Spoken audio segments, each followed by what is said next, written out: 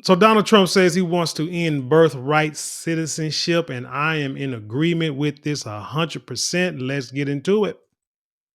President elect Donald Trump says he is committed to ending birthright citizenship. A local legal expert says Trump's current plan to do it, though, is unconstitutional. Fox 4 Stephen Dow in the studio right now with more. Stephen. Interesting that they got a black man doing this story. Let's get into it. While President-elect Trump continues to say he will use executive action to end birthright citizenship, in an interview Sunday, he admitted that it may take longer than he promised. President-elect Donald Trump doubled down on his plan to end birthright citizenship, among other immigration promises. Sunday on Meet the Press, Trump said that he would end it by executive order. Can President-elect Trump use an executive order to end birthright citizenship, in your opinion? He cannot, because birthright citizenship is expressly guaranteed in the 14th Amendment. It's part of the Constitution just as much as anything else is. The only way to change that is by the amendment process, which is long and complicated by design. It's very hard to amend our Constitution. In the interview, Trump said, if somebody sets one foot on our land, you are now a citizen of the United States of America. We're going to end that because it's ridiculous. The 14th Amendment gives protections to anyone born in the U.S., even those whose parents are in the country illegally. I spoke to constitutional lawyer David Cole. Making a change to the Constitution will require ratification from 3/4 of the states. In Sunday's interview, Trump hinted he may have to go to the states, but maintains he can eliminate it by executive action. Now, he can sign an executive order that affects how the federal government interacts with that provision, maybe sets enforcement priorities, maybe requires agencies to study the issue, calls upon everyone to move quickly in having an amendment to the Constitution about that. But that would just be ways of nudging the ball down the road towards a constitutional amendment. You can't just take your pen and make an amendment to the Constitution in our system of government. Now, Trump has also talked about mass deportation. Cole says that Trump does. Think about the 14th Amendment that Steve Dow doesn't understand, seems to not mention in this short interview, is that the 14th Amendment was created for freed slaves because we were supposedly brought over here on slave ships.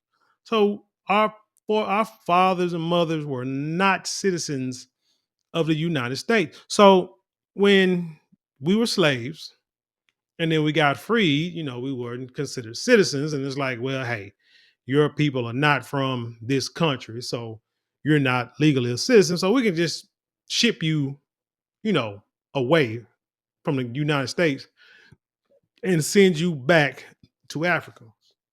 Well, the 14th Amendment was created to say, hey, no.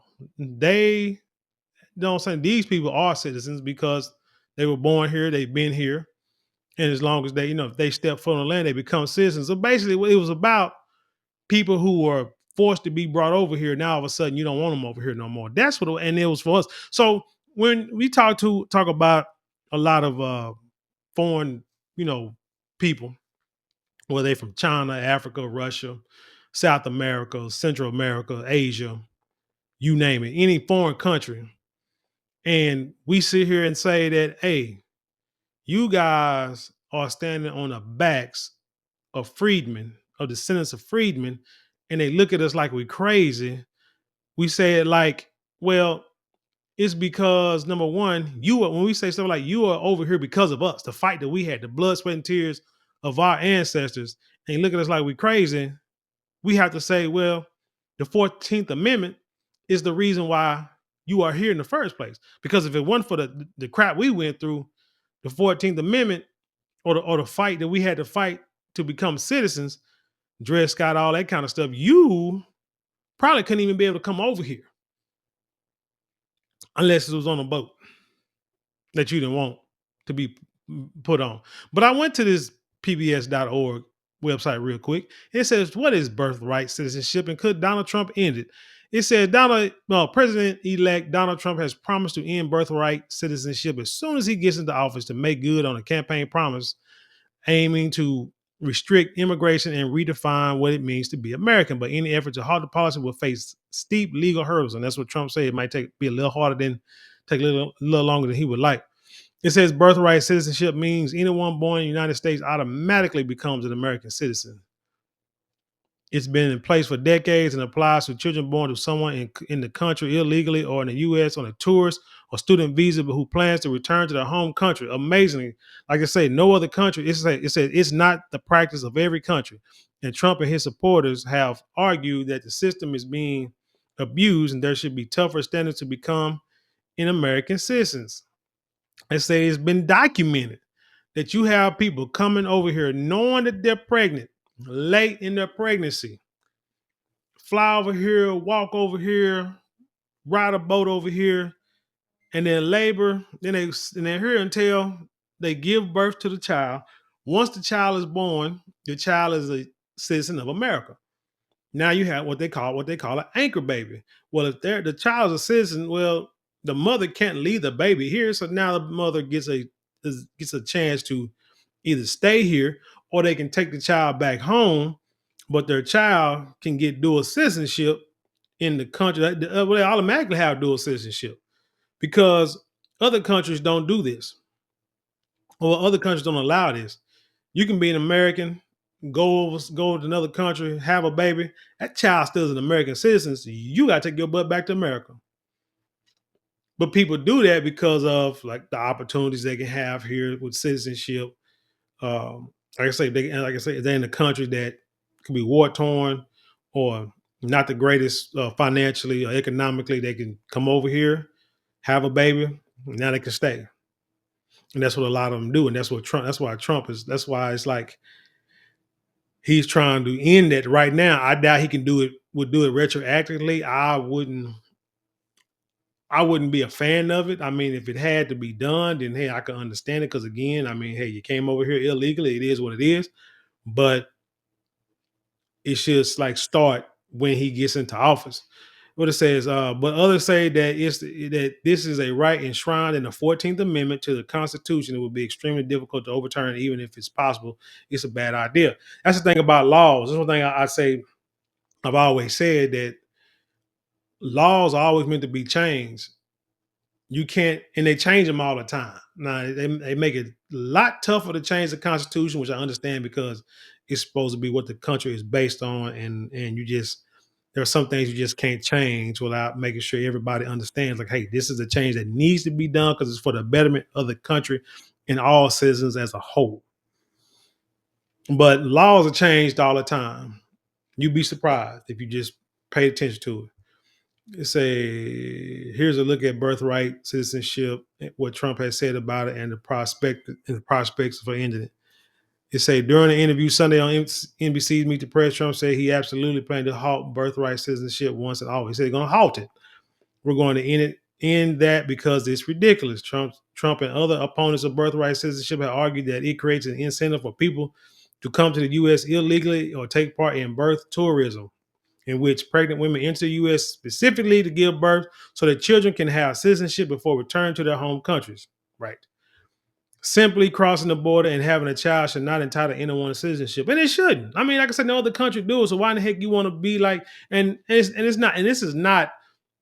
The situation is, well, if your friends jump off a bridge, would you do it too? This is not that. This is more of again economics and just doing what's right, what's best for the country that you're in.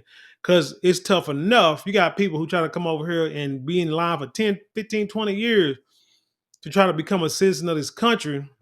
And you have somebody who can sneak over here, hide a pregnancy, have a baby, and now you got a child that has a citizenship in the United States. And if you choose to stay here, you can probably, defend yourself, plead the case, and you stay here with your child because you don't want to break the family up.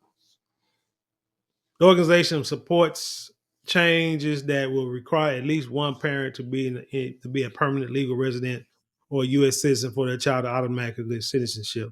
Others have argued that ending birthright citizenship will profoundly damage the country. Let's see how. One of our biggest benefits is that people born here are citizens, are not in the illegal underclass.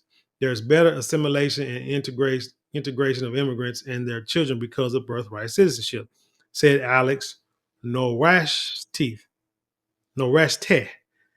Vice President for Economic and Social Policy Study at the Pro-Immigration Cato Institute. So always somebody who ain't got a American, an English last name. In 2019, the Migrant Policy Institute estimated that 5.5 million children under the age of 18 live with at least one parent in the country illegally. In 2019, representing 7% of the U.S. child population. The vast majority of those children were U.S. citizens. Yeah, because they were born here.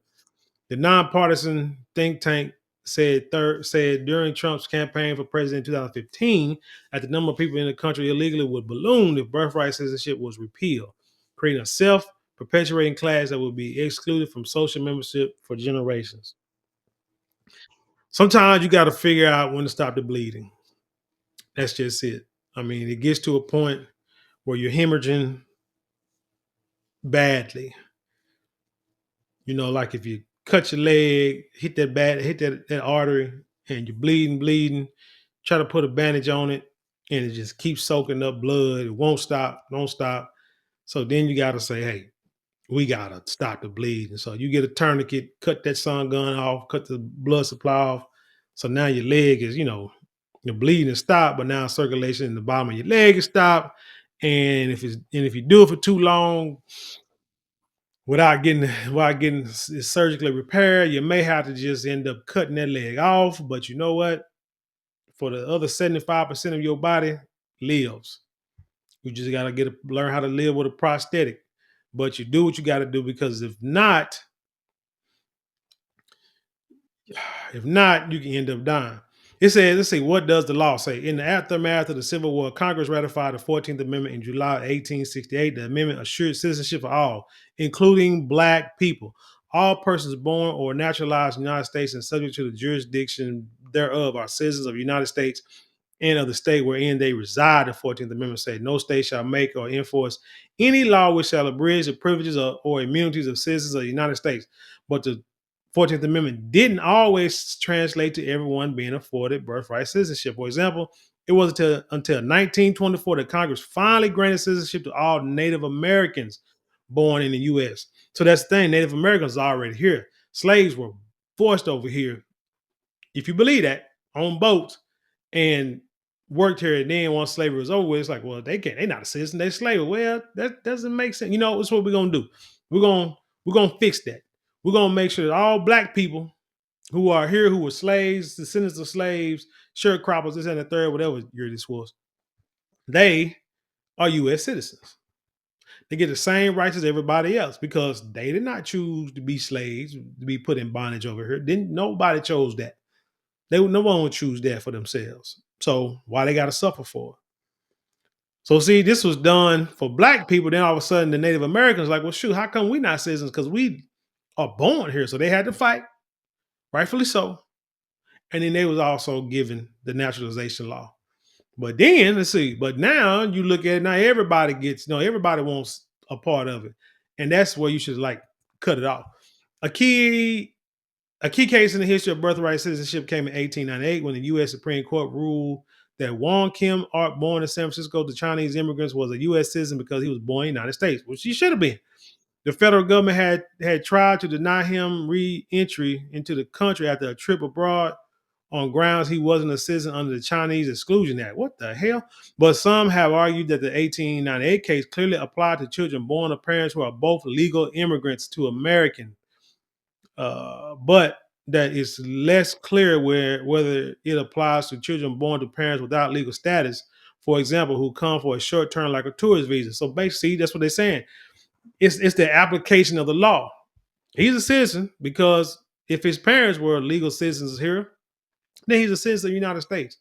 Even his parents, parents might not have been born here, but if they became citizens and then he was born here, he's a citizen, period.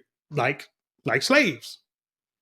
Like slaves, but you were on like a tourist visa, and then you're born here or a work visa, and your parents on a tourist visa or on a work visa, and then you are born here and your parents got to go, then unfortunately, this was just a nice vacation for you, but you got to go back home. You got to go back home. It's a process, because if not, then because people are going to find loopholes in the law to get around it, and that's what that's the dangerous part about it. So that is the leading case on this. In fact, it's the only case on this, said Andrew Arthur, a fellow at the Center for Immigration Studies, who supports. See, even that statement, and then you read like where they're from, what they represent, and that's how it's like. Well, he's representing immigrants, so that's the case. Just like I'll say, hey, the only case is former slaves. That's the leading case, and that's what it's about. I'm saying this was for us, and everybody has, regardless, y'all have benefited from our blood, sweat, and tears on them plantations in order to become citizens of America. And why people poo-poo on the sense of freedom is beyond me. It says some proponents of immigration restrictions have argued the word subject to the jurisdiction thereof in the 14th Amendment allows the U.S. to deny citizenship to babies born to those in the country illegally. Trump himself used that language in his 2023 announcement that he aims to end birthright citizenship if reelected. So, y'all, personally, I hope they do stop this birthright citizenship thing, because it's not right. It's like I say, it's right now, like I say, it's damaging the country. It's a lot of things you can avoid. A lot of, like I say, criminal activities, people working for below minimum wage, willing to, what I'm saying, and it's not really. They may feel it's good for them to work for that little bit amount of money, but in the long run, it's not good for them. And eventually, it definitely is not good for the people who do jobs, been on jobs for years, making good money to raise their family, and then somebody comes in and undercuts that, undermines that, because they don't know no better. But then by the time they figure it out, it's too late, and then they got the next crop coming in. So there's a lot of reasons why this needs to be ratified in a minute. But anyway, tell me what you think about this story. Leave your comments below. Share it with the world. Let's have intelligent conversation. You know how we do around here. Hey, don't forget to like, share, comment, and subscribe. Those 4 things cost you nothing but maybe a couple of minutes out your day, but it means the world to us here. If you would like to support us financially, you can give super thanks, super chat, super stickers, or go to the description box. There are links there you can click on to help support the channel. Don't forget to go to marlonmonrally.com to get 10% off your first purchase of all our luxury items. You will not be disappointed if you want. And if you want to take advantage of our miniature beard kit oil sale, and right now is a good time for those stocking stuffers, if that's what y'all want to do. It has beard oil, beard balm, beard wash, and sandalwood scented. And sandalwood is clearly clinically proven to help stimulate hair follicle growth. So if you want to grow that beard to its full capabilities, why not use the best product on the market? And with that being said, I leave you in peace, and I'll see you on the other side.